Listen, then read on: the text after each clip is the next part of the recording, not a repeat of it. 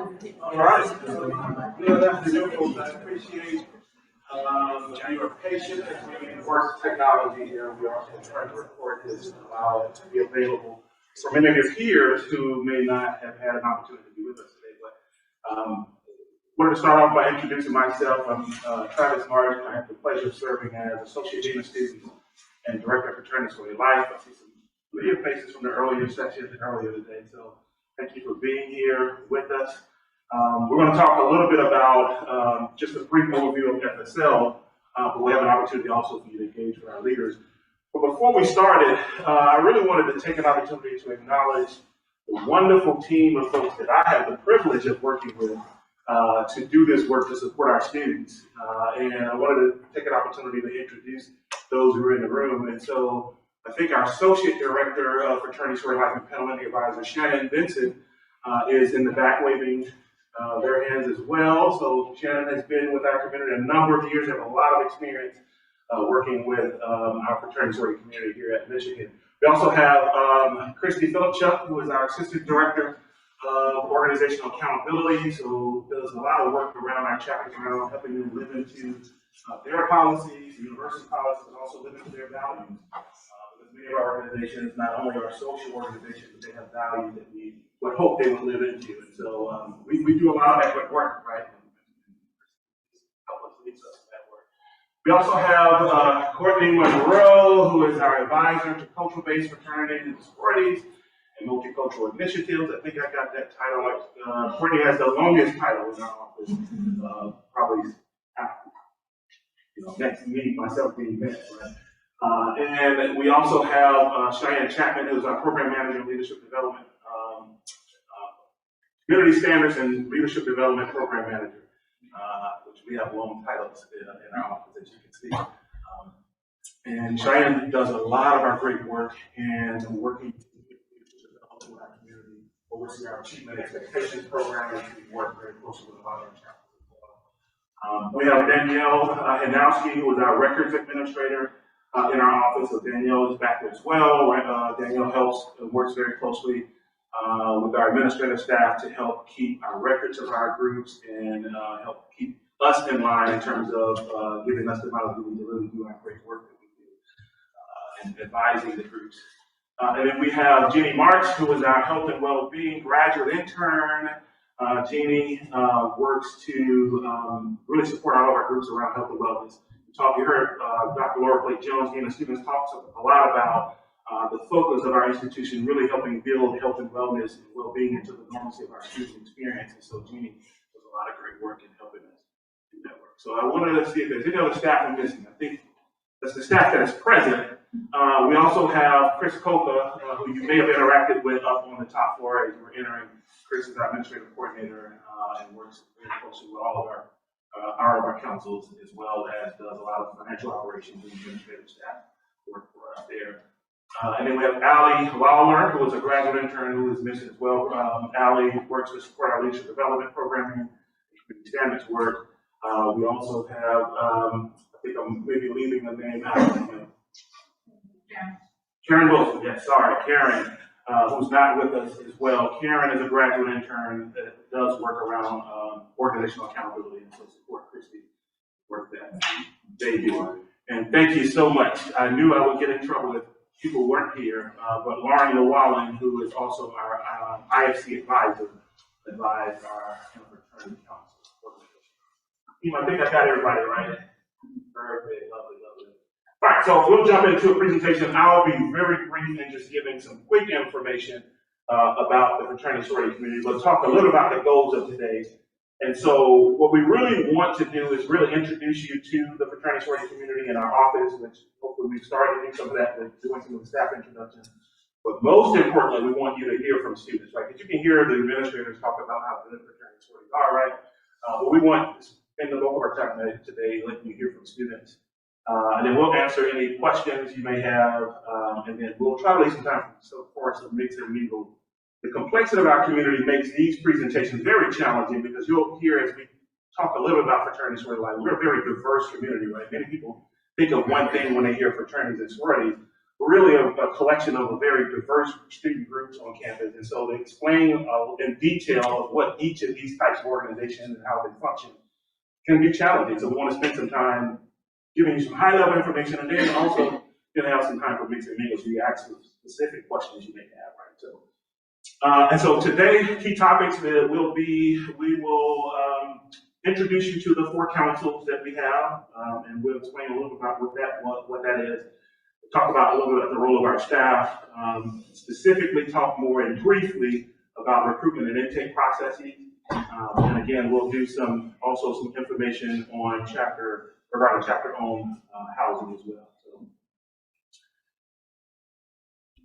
I know, don't get frightened. You see history here, it'll be very brief, but I want to set some context around, I think, of how we are here today, at least, doing this work of fraternity and sorority. So if you all don't know, and we asked a question prior to getting started, how many folks in here are Michigan alums of the University of Michigan? I see 2, okay, 3. Is that 3? How many folks in here were affiliated or are affiliated with a fraternity or sorority from the University of Michigan? Okay, generally, I saw an enthusiastic hand. How many folks are affiliated with a fraternity or sorority? Okay, okay. I'd like to get knowledge of who's in the room, what's the understanding about fraternity sorority. But briefly, not a lot of history in terms of in the audience around Michigan and fraternity sorority life. But Greek life, particularly here in Ann Arbor, started at the inception of the institution, right? So we often talk about that. It began in 1845, right, with 2 of our national fraternities. And so in 1879, right, the first sorority was chartered on campus. In 1909, right, our first historically African-American fraternity was founded on campus. And, you know, of course, in 2020, we celebrated 175 years of existence. So what's also not on the slide is really the cool history that I find fascinating here in Michigan is that a lot of our governance structure from the university perspective was out of activism, for lack of better words, right, from our students at that time, right, talking about the need to have more space for students. And many folks in this time thought about college and university experience as solely being what you do in the classroom, right? You go to your class, you get your grades, right? You get your degree and you go off and do things, but there's so much more to this college experience, and I would argue fraternity and sororities were a key part in kind of cultivating the activism around allowing universities to create spaces for students to be cultivated socially, right? Also on college campus. See, brief history, very brief. 4 councils here. This slide is really talking about the structure of our community. So we have here at the University of Michigan 4 governing councils, which house and oversees approximately 52 fraternities and sororities on the campus, right? So those 52 groups are split up between these 4 councils. And our councils are sponsored student organizations on this campus that we work very closely with. Those councils are represented by the students you see here today. So these students are elected from their peers to represent their governing council, right? So these individuals who have done a lot of great work over the 2, 3, some even 4 years, right, that they've been here, that their peers thought enough of them to elect them to be leaders within their actual councils. And so we're going to talk about that. So I'll talk more specifically about each council. IFC, or the Interfraternity Council, has a total of 15 of those, again, chapters that I mentioned. These are some of the membership numbers for each, right? And so as of winter of 2020, specifically around March 1st, 2022, are the numbers I'm going to share with you. It doesn't necessarily reflect this current fall numbers, but winter 2022 total membership for IFC was about 1,380 students. The average chapter size is 86 and a half.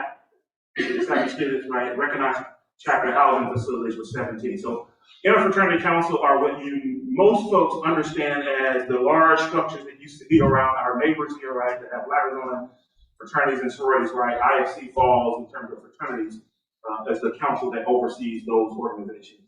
We also have the Multicultural Greek Council, which we have 12 chapters here. This is a very quickly growing community here at Michigan. Their winter 22 numbers here were 178 students total, and their average chapter size was a little under 15 students per chapter. The National Panhellenic Council, which is the council overseeing our historically African American fraternity sororities, as of March of 2022, had a total of 6 chapters. Their membership number was about 63 students, and their average chapter size was 10. Almost 11. And our Panhellenic Association had 17 chapters as of winter 2022. They had about 3,333 total membership. The average chapter size was 196, and they have 16 recognized chapter housing facilities. We'll talk a little bit more about those organizations and shortly. But Panhellenic certainly is some of the chapters are some of the largest in terms of our fraternity sororities on campus in terms of having average chapter sizes. I put this slide up. It's a little dated, but we have a program called Achievement Expectations, which is a program that we work with our chapter leaderships on in terms of encouraging them to be impactful to not only the University of Michigan community, but the Ann Arbor and Harvard community, right? And one of the elements of the program that we tend to track is community service hours, right? And philanthropy that they're doing, et cetera. And so during the pandemic, we of course had to suspend the program, and so we've relaunched that program this year in its full capacity. So looking forward to collecting some really cool data about impact. But the 2018-2019 school year, just showing you a little bit about like what's the impact of fraternity sororities. When I kept this slide in there, just to really share with you, overall, what has been the impact of our community, right, and what fraternity sororities do for the campus. And so some of the, of course, key numbers here back then was, of course, raising over $300,000 for philanthropy across all of our organizations. And then, of course, almost 8,500 items donated and collected, right? 42,000 hours of community service. That's amazing, but just to think about the impact that these organizations can have on our communities. And so I wanted to share that particular slide with you. And here at Michigan, we have a number of our organizations, as I mentioned, of course, a part of our governing councils. We do have a few of our organizations that are disaffiliated. So we like to be transparent with particular parents, but also our students around. There's a number of student groups here that are operating like fraternities and sororities on campus that are not recognized by the university, and so we want to make sure we highlight some of those. Some of them are voluntary disaffiliated, meaning the organization chose to disaffiliate with the support of their national organization. We had a number of that happening around fall of 2018 because of the university's decisions around eligibility, right, which we'll talk a little bit about later, and also some city of Ann Arbor zoning ordinances. And so there was a lot of things happening in the fall of 2018 that led to some of the groups kind of voluntarily disaffiliating. And so we want to be always transparent with parents, but also our students about the disaffiliated groups. So currently, to date, this list was much longer. We're proud to have had this list shrink over the last few years, much, I think, to the credit of the leadership of our student leaders, and I'm sure Nathan can talk a lot about that a little bit later. But we have currently 3 chapters that are voluntary disaffiliated, right? So these are the 3 chapters here on campus. And they're all members or former member organizations of the Interfraternity Council. We have a number of groups that are disaffiliated from the university or were removed, the recognition was removed because of misconduct, and so we also want to be transparent. This information I'm sharing with you also can always be found on our website. And I'll give you, there'll be a QR code later in the presentation where you can take a picture and pull up our website. But if you always are looking for up-to-date information, our website always share this. And actually on our website, it'll share a lot more detail around the specific reason why this organization may have been removed from recognition. So these are our 7 organizations that are currently under a status with the university because of this conduct. So just wanted to share those with you.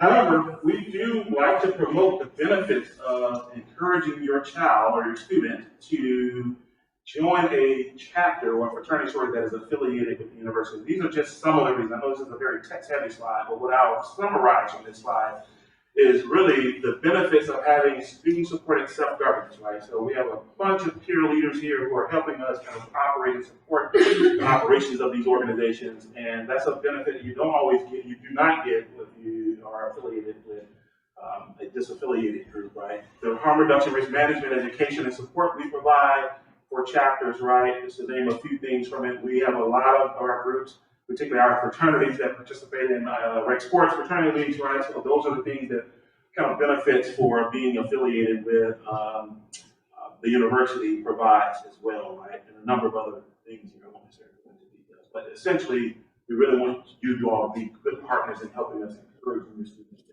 be thoughtful about the chapters that they're looking to join.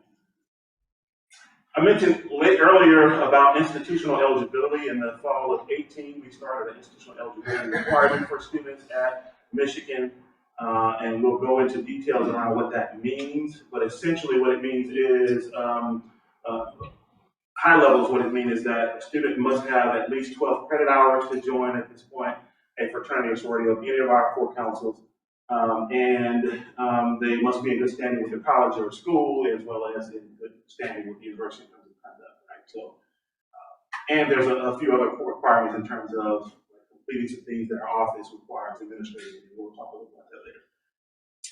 So I mentioned the 12 credit hours. Again, the thing I would highlight on this is that it's 12 credit hours at a college post-secondary, right? So oftentimes students come in and they bring high school, college credits with them. That does not count towards their 12 credit hours, but they need to have 12 college credit hours completed prior to joining a fraternity sorority. I want to be specific around joining. Students your student may be interacting with fraternities or being recruited and getting to know people, and we encourage that, right? But in terms of official membership, these are the requirements we have. Of course, they must be enrolled, obviously, as a student here at the University of Michigan before they can join. Of course, I mentioned good standing with their college or school or the Office of Student Conduct, Conflict Resolution, or OSCR, you may hear folks refer to as. And then we have, again, administratively, we have a module that we require students to complete. This module literally just gives students basic information about our community, talk about some expectations around what it means to join a fraternity sorority. We think, fraternity sororities, as folks who are in the room know, they're affiliated, right? It's a lifelong commitment. It can be a big part of a decision to make in terms of your college experience. It also can be time-consuming depending on your engagement with it. So we want students to really know what it means to be joining a fraternity or sorority, right? So this module kind of gets at that as well. Any questions about eligibility before I move on? So I wanted to go back to you encourage the recruitment and getting to know, but the official membership doesn't happen until the winter. Yes. It doesn't feel that way. It feels like people are joining now with like a guarantee that they're going to get in the winter and discouraging students from waiting until winter because it's supposedly too difficult to get in because all the spots have been taken. So could we just pause there? And what is the reality? Because when you go to your website, it clearly says you have to earn all of this in order to qualify, but everybody is signing up now. So where's the contradiction? Or could you tell us what the reality is? Yeah, absolutely. It is being extended that need to be accepted in the next 24 to 48 hours. Okay. Gotcha. So I will say this, and I know that we'll have some time for our students to give you some realities, right? And so I'll let you address that question, because I think that's an important question, right? And one that I want to... Especially if you're encouraging. Correct. That's what we just like to know what's going on. Correct, right. And so much of the work that our community standards team do, right, and our organizational conduct work do is to follow up on things like that as we're understanding that are happening, right? Because that is an institutional expectation that students are doing that, right? And so, and also the elements of our disaffiliated groups who are often sometimes not following the rules or don't have to, right?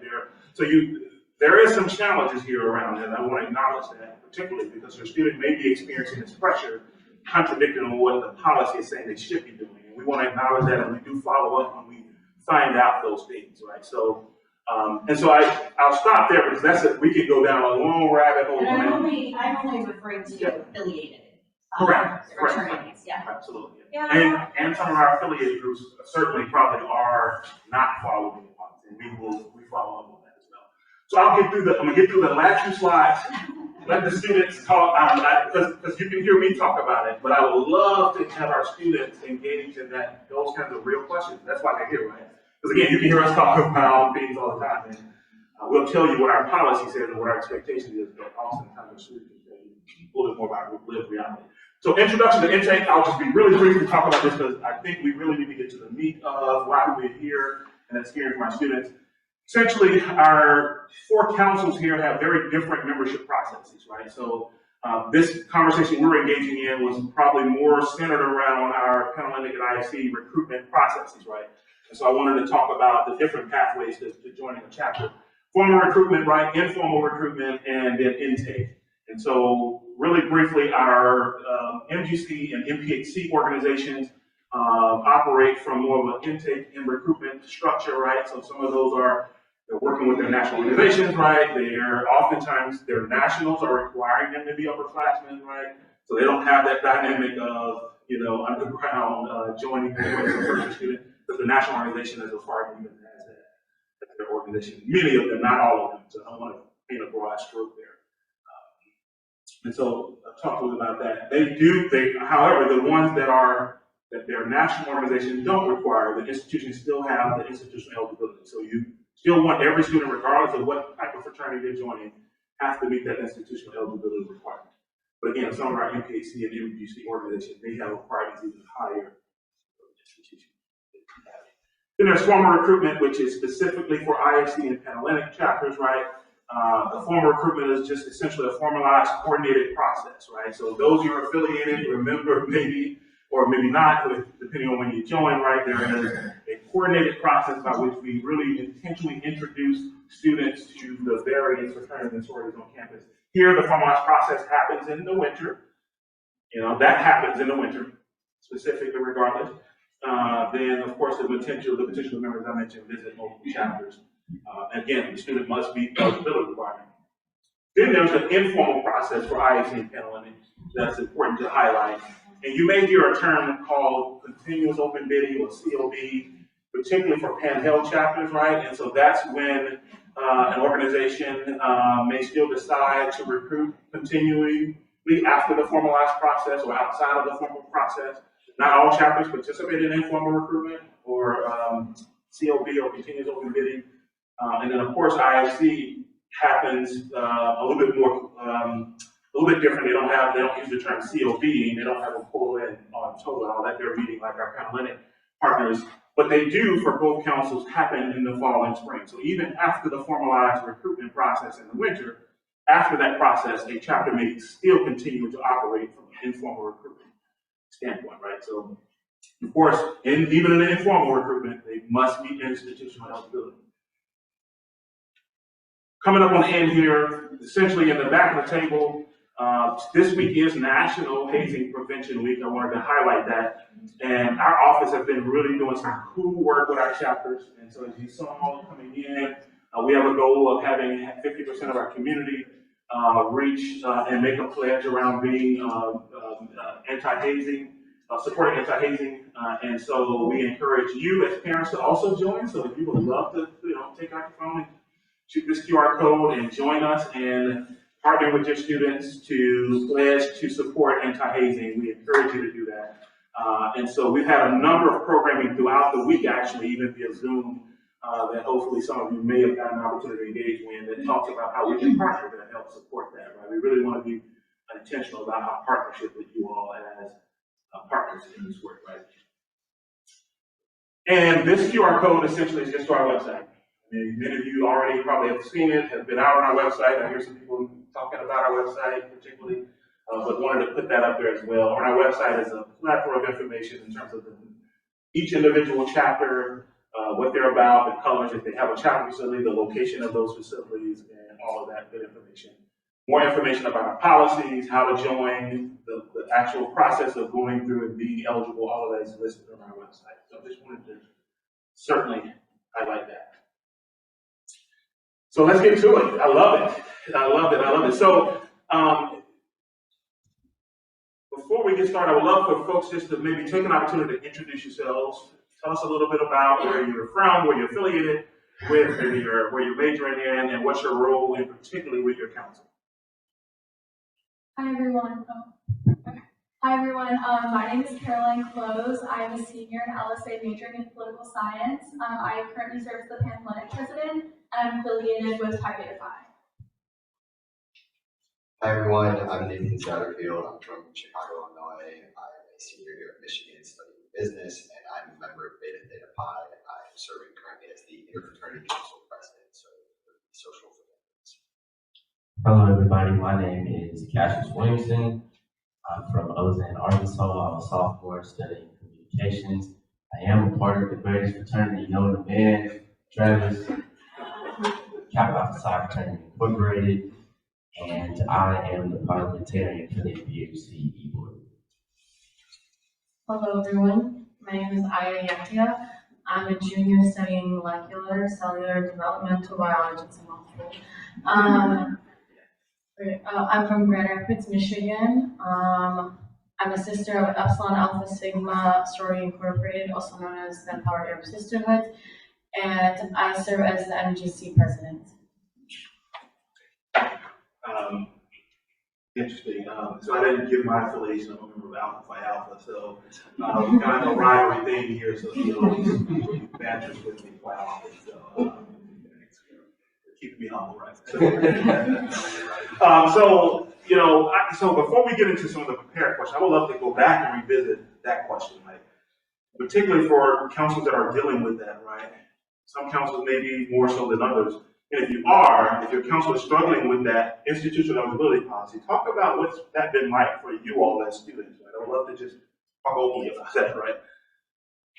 I imagine your guys' question was in relation to a social fraternity, is that correct? Yes. Sounds good.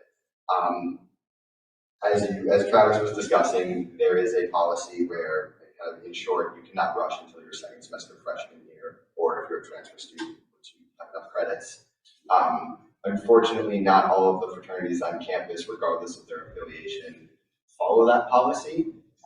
Those chapters can be subject to conduct proceedings. No individual or students, especially the new members, will not be getting in trouble if they do end up accepting a bid. Some context as to, I guess, why that is. This policy was put into place back in 2018 for the beginning of 2019. And it was opposed by a lot of the Greek organizations on campus, and I would be remiss if I said it's not, or sorry, I would be remiss if I didn't say it's still opposed by the organizations on campus, and we've been actively working with the university on altering that policy. That has taken time, especially as we've had a lot of leadership transition. We have an incoming president starting in a couple weeks for the university, and so that's just a little context as to what's going on. But I guess those groups can get in trouble if the office or if those things were reported to the Fraternity Sorority Life office, but your son would not get in trouble if he did, for example, accept that bid. And yeah, it's happened kind of since 2019, since the policy went in place. And so it's just been kind of a constant battle between the fraternities and the university of deciding how best to go about recruitment on campus. So the opposition to that policy would like to see it roll back into just a straight ahead first semester rush. Yeah, recruit when the organization would like to recruit. Of our hope. So what does it mean when you say you encourage it? I guess what I'm trying to, what does that mean? What So you encourage that, is it informal recruiting? Is that what it's called? Yeah, there is no technical process. How the kind of university rule is written is that technically chapters cannot extend a bid. So if you kind of read through the subtext, theoretically a chapter could have your son over, entertain them, and bring them to a lot of events without officially extending them a bid. I believe in your case, a lot of chapters are officially extending bids this fall, even though they're not supposed to be doing that. And that's been going on since 2019. So what Travis is referring to is technically chapters can host a big event and say, come on, freshmen, come hang out, but they technically aren't supposed to be giving them bids until we get to second semester. Yeah, I would love, so some of the other councils, if you are like just real quick, your thoughts around that. I think that would be enlightening for our audience members here. The environment, right, that we're kind of working with. So I don't know if your council is even aware or even have a perception of what the institutional eligibility policy means. I'd love to hear it, right? Sure, so I can speak on behalf of panel. I would say like this institutional eligibility requirement is very strictly enforced. You will not see first semester freshmen joining sororities. It's possible that sororities might talk to them to try to encourage PNMs to sign up, but they're encouraging them to join the community as a whole. There's a very go Greek, go Panhandle spirit. So if you see actives and sororities trying to talk to maybe your freshman daughter, it's in the spirit of getting them to register for primary recruitment, which takes place in January. You may see bids being handed out, but those are for sophomores and juniors who are going through the continuous open bidding process. So that's not to be confused with freshmen being dirty rushed or anything like that, if you've heard that term thrown around before.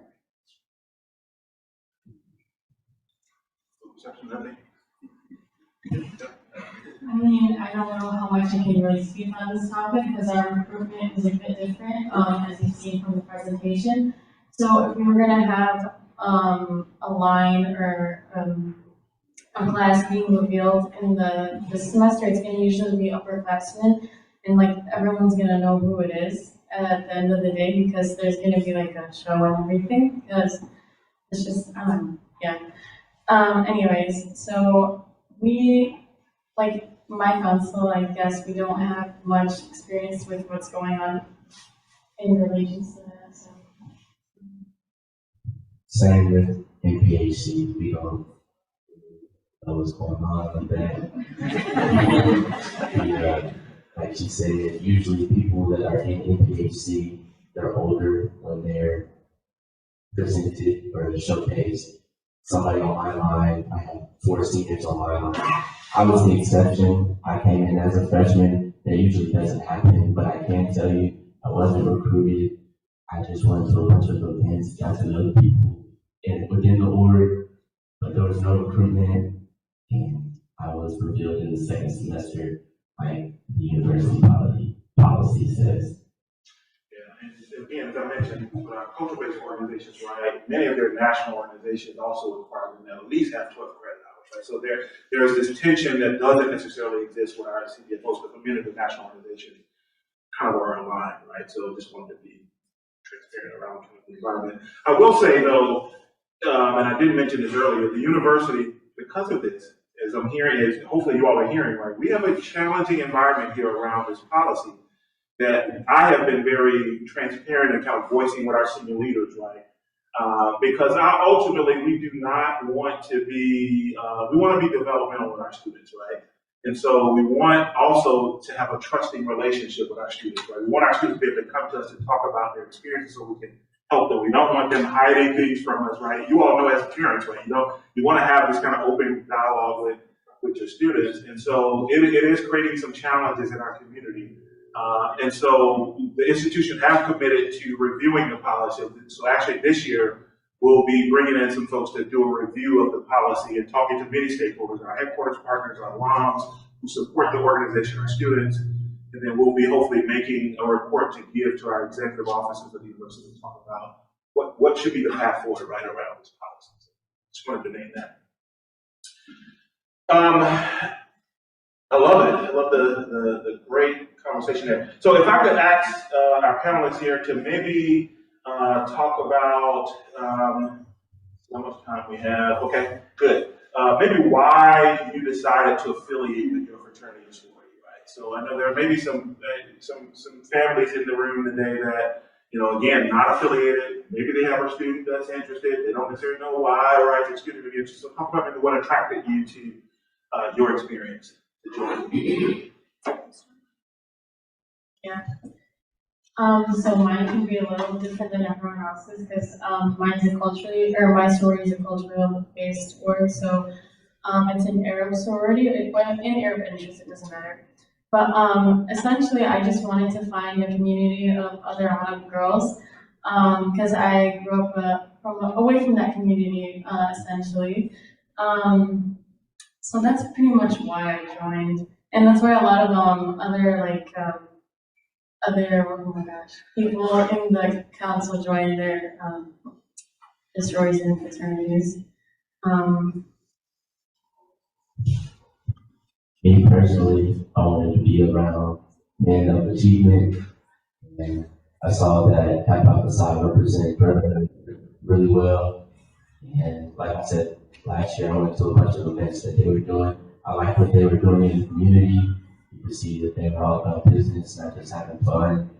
And I really enjoyed it. And plus, my dad is a member, so I am a legacy.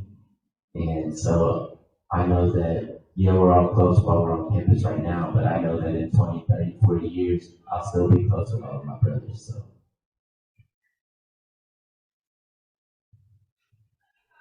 Yeah, I joined my fraternity because I was looking for a group of guys to have fun with, a group of guys to live with, to have a support network, to have a group of friends who I can really go through anything and everything with. And they've all been my biggest supporters, my biggest advocates, my biggest critics too, to help me through being in college so far. And it's been incredibly valuable. I'd say why I joined is probably like I knew about the fraternity mainly because my mom was in a sorority, and so she highly encouraged us, me and my brother and sister, to join Greek life.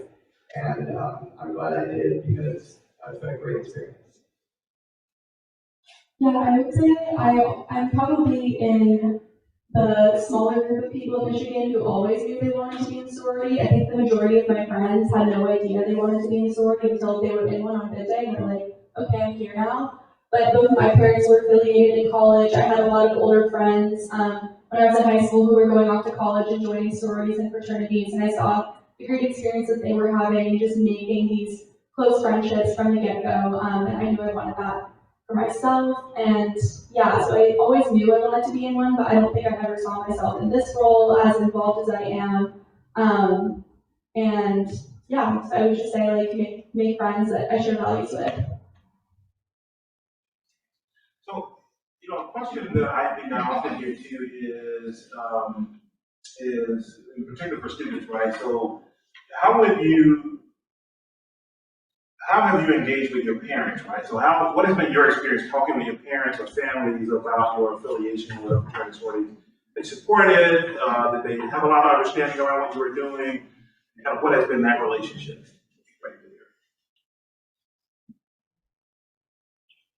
Well, my dad did understand very well. He was very happy. He, man, I'm sorry, Dad. I'm gonna set up the live stream and please tell me funny. But I was, like she said, we had a show at the end of the year, and he was able to come and reveal me. So he told me that the only thing that could be better than that is if he has a grandson that he gets to reveal. So he understood very well, and we talk about it all the time. To be honest, my parents didn't understand what I was doing when I told them I was going to recruit. Because it's like our organization is pretty new, and so yeah, explaining that to them was kind of an interesting thing. I said, no, I'm not doing anything bad. We're gonna help the community. It's gonna be okay. And then I showed them my line jacket, or the line jacket I'm gonna have, and they're like, oh wow. So that was a good thing too. But yeah, just being transparent about everything, because our recruitment process is not very public. So just being transparent with what I'm doing and making sure I'm safe and I would say my parents were very supportive of my decision to go through recruitment. I just remember very vividly my mom asking me questions during the process, well, where do you feel most comfortable? And I really appreciated her support and advice in that moment, because I think it's so easy to get wrapped up in all the drama of, oh, I got cut from this house, my best friend wants this house. So I think as a parent, like, the best thing you can do is just remind your child that, like, they'll end up where they're supposed to, and what matters the most is that they feel safe and comfortable and that they can be themselves in whatever organization they decide to join. I want to open it up, so that was a question I just wanted to get the ball rolling. Oh, sorry, I'm so sorry. I'm so sorry.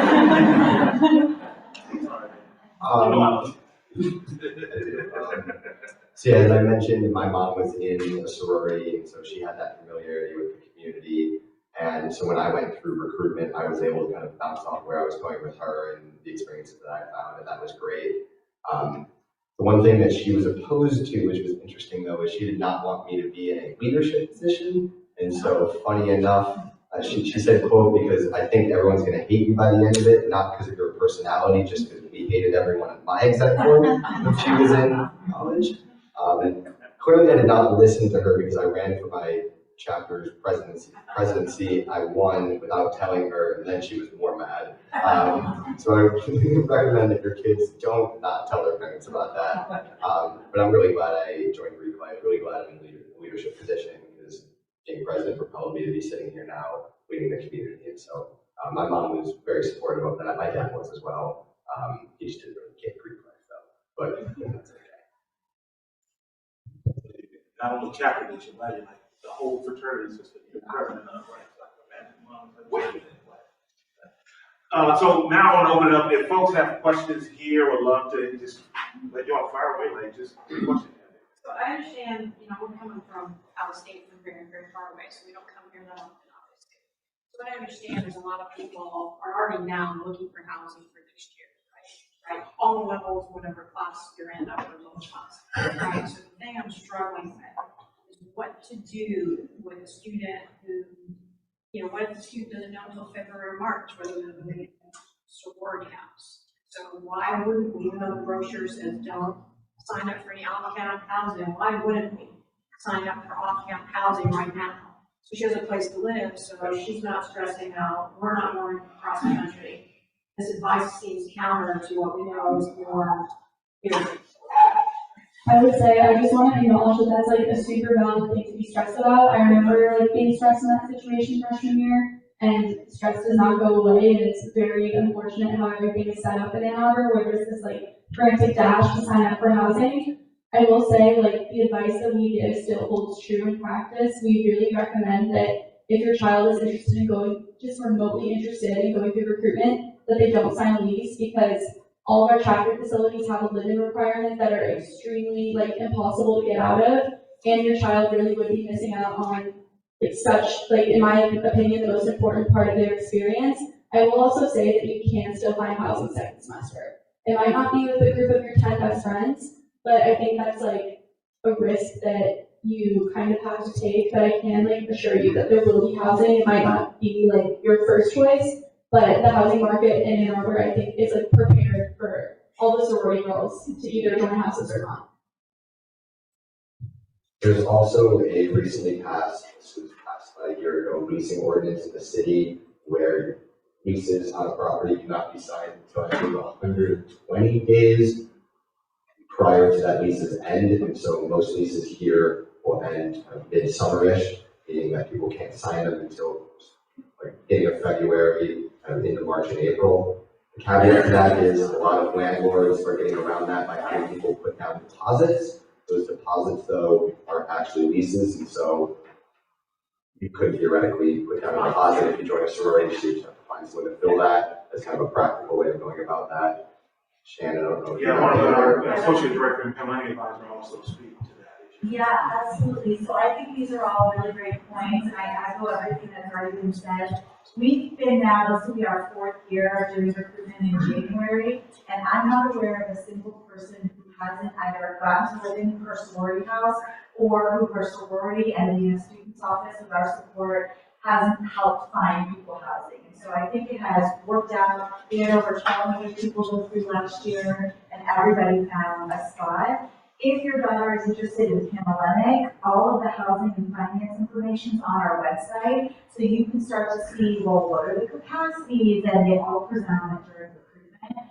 And so we are committed to helping everybody, because some people decide not to finish the process, and they're still able to find housing.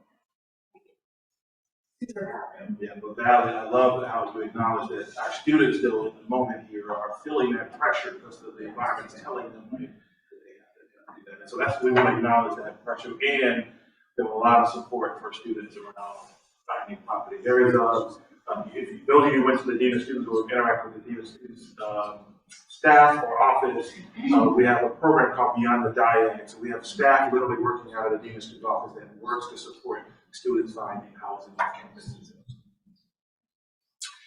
Other questions? Yeah. So what's the commitment when a pledge or like the student says is coming, you give a letter and sign, I'm assuming this is a financial deal because it's housing involved. Is that girls or all the boys have to live in a place? And how does a flat house looks like?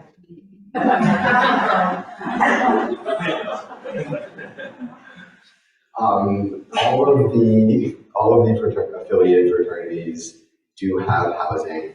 Most of them have a 1-year housing requirement.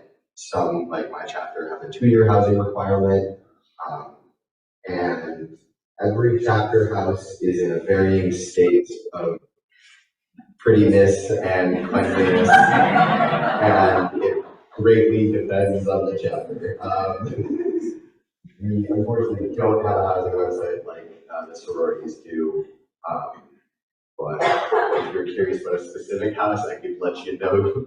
I've been in most of them, and so yeah, in terms of though your other question of financial obligations, kind of signing a bid, once if your son gets a bid from a fraternity come this winter, or if he's a sophomore above and gets one now, the fraternity will, I believe oftentimes, at least this is how mine does it, give them a bid card, like a physical card with nice writing and signatures, and that will be kind of your official bid. There's typically not a document sent home, at least by us here at Michigan. Sometimes the national fraternities and sororities might do this as well, I'm not sure though. We'll send a letter home to the parents, kind of welcoming them to the fraternity community. Some chapters do have like documents that they want you to sign. Sometimes that's just the chapter and your child. Sometimes that's the chapter, child, and parent. And kind of every house has varying ways of doing that. Oftentimes for leases, though, I believe this is kind of true to City University, but I would imagine oftentimes for most leases, a parent does have to co-sign as a guarantor on that rent. Fraternity dues, though, are typically done to the individual, and kind of the individual and the parent figure out. But aren't your sorority fraternity leases 8 months, not 12? Sororities, I believe, are 8 months. Fraternities, not necessarily. Some do just the academic year. Some will do a full calendar year.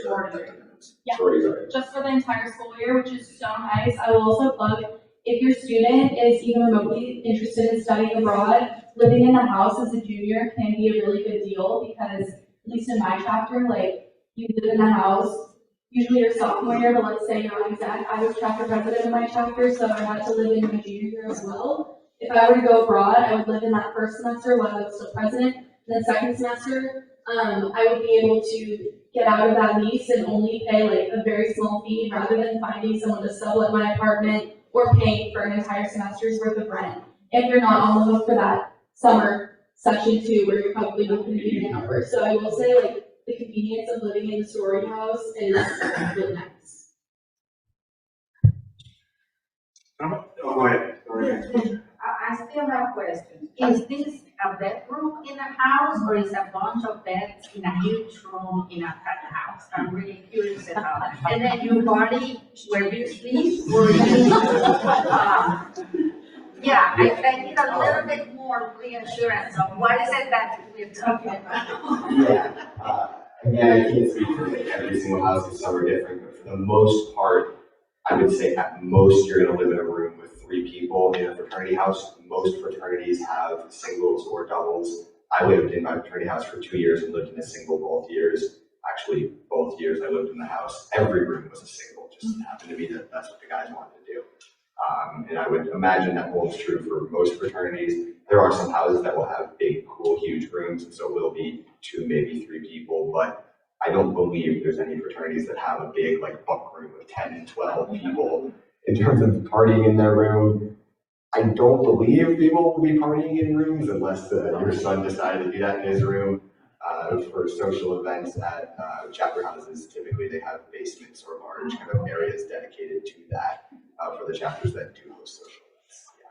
What I hear people talking about is financial transparency, so I would love to just hear some of the, particularly from our other councils, also to talk about kind of what's your financial commitment to joining. And as you all probably remember, our MPC and MDC chapters do not have chapter facilities, so their socialization looks a little bit different.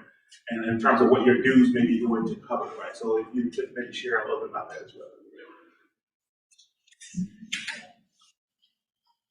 Yeah, for the MPHC, we have to pay chapter dues, we have to pay MPHC dues, and all of us have, like Travis was saying, we all have like national dues as well. So we pay all those.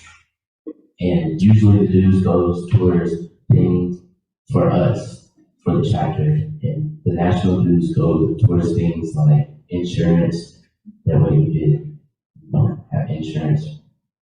And, yeah. Can you tell us how much, or what are you talking about?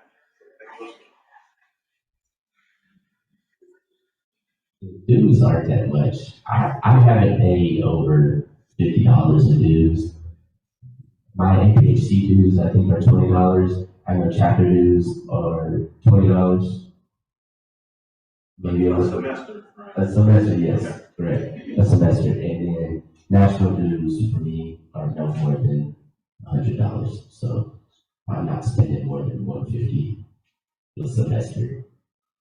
I can speak on behalf of the other councils, but Panhandle, we have a very comprehensive financial transparency initiative, and we Travis mentioned this, so we have an entire website that'll show you pictures and sometimes videos of the chapter facilities, and it'll actually give you a dues breakdown of every single chapter. They're all within the same range. There's no chapter that's like significantly more expensive to be a part of than the others. It just kind of has to do with like how much the nationals are charging. They're all within a comparable range, and if you go on that website, you can see what your student would be paying as a new member when they're a freshman versus what they'd be paying as a junior, senior, how much it costs to live in the house, all that good stuff. So I'm not going to spit out numbers up here, but I highly recommend you check that website out because we put a lot of work into it. Sorry, which website is that? If you can find it from the FSL page. But yeah, but you go into the Panalytic Go to and the the IFC. Go to the Panhellenic one, and they will have their financial. Okay. Is the IFC also detailed in there? IFC is unfortunately not. Yeah, I didn't. Dues are going to range from, I wish we could, but we deal with other problems. Dues will, speaking generally from what I know, anywhere from kind of 700-ish range at a minimum, I would say, to probably some chapters, I believe, have around 2,000 for the first semester. A lot of chapters that are on the kind of more extreme high end of that range will start really expensive and then tier downwards. So your first semester might be 2,000. Your last semester, though, might be 200. They have steep drop-offs as you go towards senior year. Other chapters, like my own, we stick to around mid-700 to 800 each semester for your entire year of college. Just differs how each chapter does their kind of collections and billing. And I guess it's similar to what he was saying. A lot of our dues go to the operations of the chapter. They go to paying a $30 a member fee to the IFC for our operations, and then it goes to the national fraternity to run or mainly insurance is the bulk of that, and then for the fraternity's leadership development and other programming. And given the kind of combination of the pressure we were talking about earlier and the encouragement from certain quarters to not be transparent, how would people paying the bill for all of this find out about it?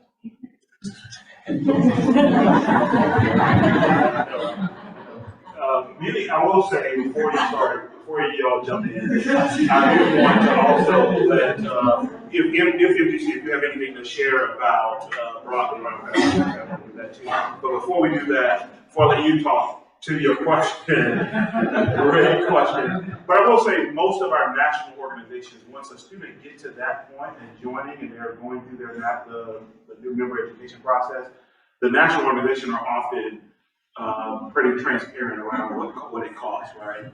Our students, of course, our student councils have taken on various responsibilities at different times, depending on the year and the leadership, right? We want to package all of this for people to just have access to, so they don't have to go to every individual organization outside, right? So I just wanted to make that.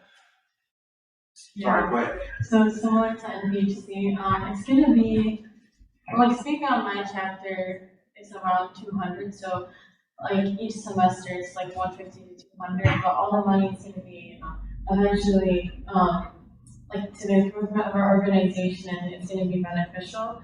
We never want money to be like a problem for people joining. So there's always gonna be like if you talk to your organization's treasurer or MGC's treasurer, we always figure out like a payment plan or anything because we never want money to be an issue in regards to joining a sorority fraternity. Anybody have a response to that very important question, because these are the real payers. I can tell you that whenever I found out how much I had to pay originally to get in, I just made a phone call to my father. I was like, Dad, I need this much money. I need it by this time. And he sent it.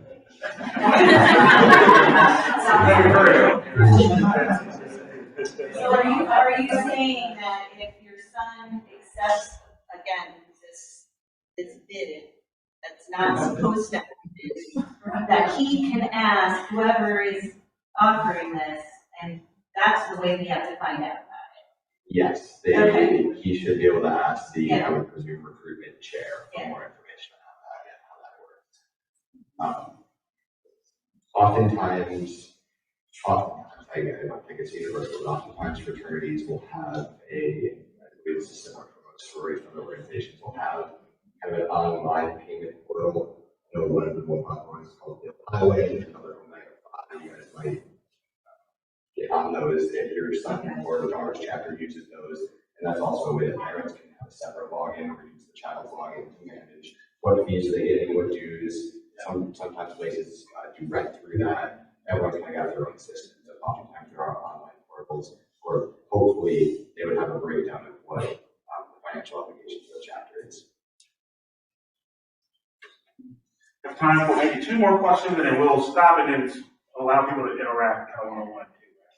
This is just an ISC question. So for just a ballpark of not the chapter dues, not the living in the fraternity dues, like we're having a party, we're doing this thing, we need t-shirts. So ballpark of per year, $500, $20. What would you add in for that cost? We're just having a hard time figuring out the cost of this. So when I earlier said around like 700 at a kind of a minimum to around 2,000 at the higher end, that was kind of all included. Those are the fees you're paying to the chapter for its operation. So for whether it's parties or events or parents' weekend things, food, whatever that may be, formal state parties, other things, and those national dues, and that's kind of an all-inclusive price that I was including. That was working there. Nothing about hazing. What's, I know you have this thing you're supposed to sign, but like what's the reality of hazing? I will yield to our students to see which I would love to hear you all's perspective. I can tell you here, universities, my perspective and the university perspective. Just go for it. No. Okay. I was not hazed. I don't know anyone that wasn't hazed. There's no gun gate close to my head. I say this freely. Like, I promise I was not hazed. And I feel like the culture at Michigan for sororities, at least I can't speak on behalf of the other councils, is very welcoming, and the focus is on getting you to make friends within not only your member class, but also the member classes above you. And I feel like sororities put so much emphasis on the big little relationships, where it's just like such a nurturing and welcoming environment. So I never felt like I had to do something I wasn't comfortable doing. There was never any pressure to drink. I know lots of girls in my sorority that don't like to drink, and they were never told that they had to be cool or to go to something. So I would say from my council at least, like I feel very comfortable with where the community's at in terms of hazing. I can tell you that Pi Alpha Psi Fraternity Incorporated is a non-hazing fraternity. We were very adamant about that. We were very serious about that. It's illegal. We don't want to do anything illegal. So, and it's just wrong. So, yeah, we're very adamant about that. I don't know if I have a yeah, I wasn't hazed. we have a very strict policy in regards to what we can do, and especially in our letters. So we're really, yeah. I don't know what to say about that. What you guys want me to say? I actually did go through a non-hazing process, and if I'm being transparent, I was a little surprised by that. I would greatly welcome that. And so if your son's looking for that, I mean, I'll plug my organization. I would join it because we stay tried and true to that. I can't say that that's the same for every organization on this campus. I would say that if your son is interested, yes, this is what I was looking for. If your son is or daughter is joining any of these organizations listed here, I would encourage them not every organization, but a number of the organizations on this chart, on this slide here, were removed from the university for hazing. We're from the university and for hazing. A number of these groups, unfortunately, are still operating on campus, which is why I say if your son or daughter is interested in them, do not join them. Speaking though for the groups affiliated with the university, hazing is not tolerated by the university, it is not tolerated by the Interfraternity Council, it is illegal in Michigan. I believe it is a felony if you are caught committing hazing. And so, but I mean, speaking realistically, there are some fraternities that will haze to a greater degree than others. I would say comparatively to movies and things, I don't think it's as terrible as media often always says, but I can't speak like point blank because I most definitely don't know the intricacies of every organization's new member process. But if that is a worry or concern of yours and your son is joining a fraternity, I would maybe invite you guys to have an open kind of conversation about that with them, because there are certain things that are, I guess, not as bad as others that will take place. But I think having a conversation with them of what are you comfortable with allowing yourself to do, and where do you draw the line in terms of what's uncomfortable, what's not comfortable, and having that open and honest conversation would probably be beneficial, because oftentimes what occurs when joining a fraternity is, even if you are getting hazed, there is kind of a peer pressure, there's a we are in this together mentality, and you might not even realize that what's being done to you or asked of you is bad or is a poor decision, because kind of the power of groupthink and the power of that peer pressure makes you think, okay, it's just another week, and then I'll be done. So.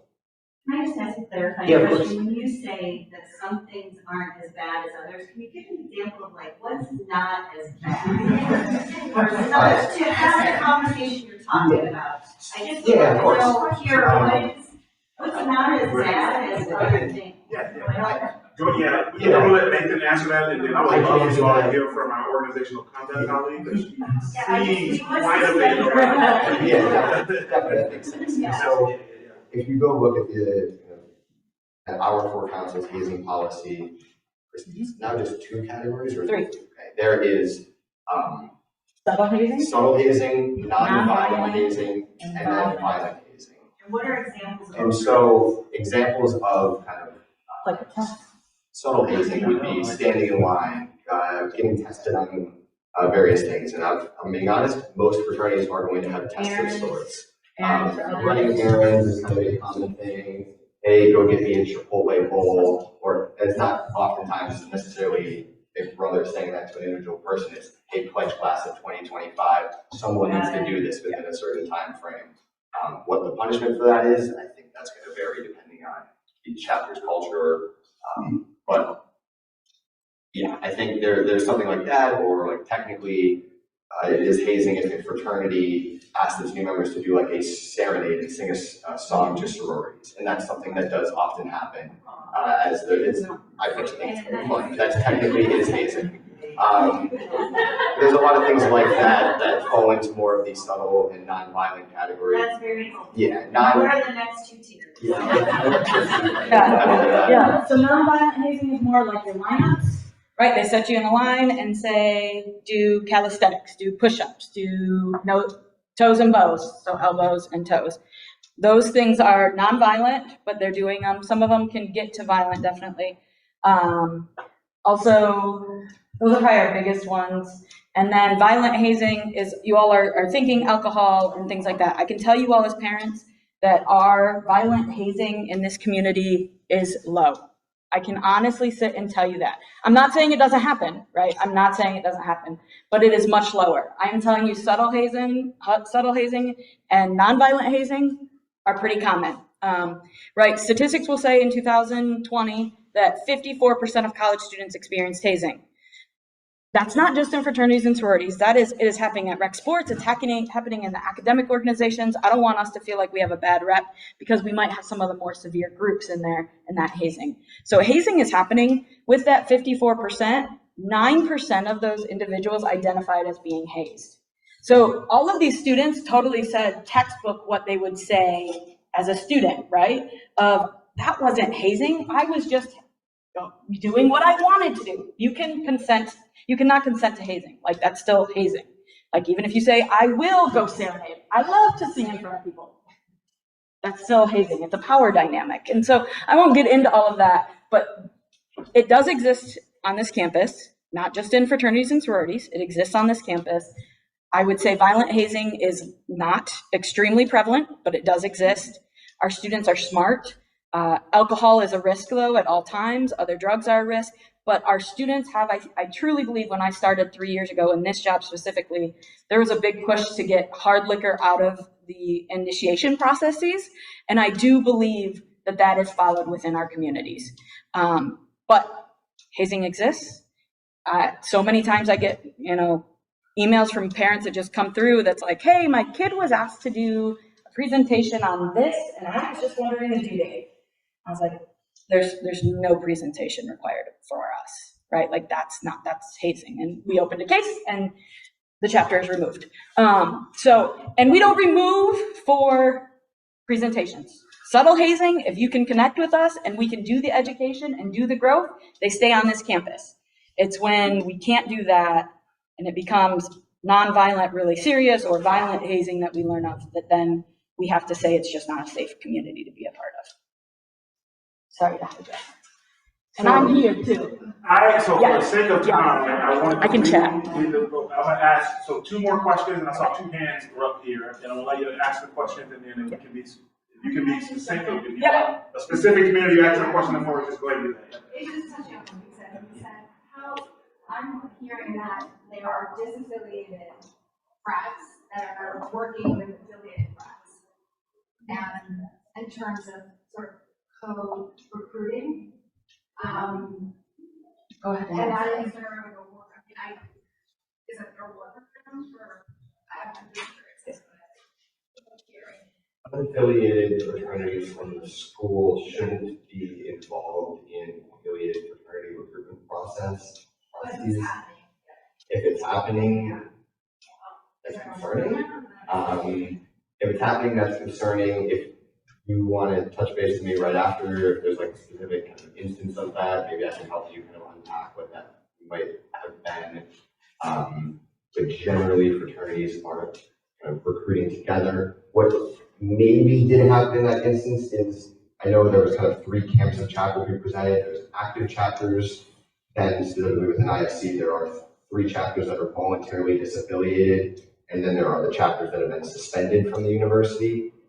Even though some of those might still be operating, they've been suspended. Some of those chapters that appear in that voluntarily disaffiliated camp box, they have since January, they have been allowed to socialize in a structured manner with fraternities and sororities that are affiliated as an effort to kind of bring those chapters back to affiliation. So that might have been an instance where your kid might have been at a fraternity party that was a unaffiliated group paired with an affiliated group. So that might have been what happened. That was probably a registered event through us.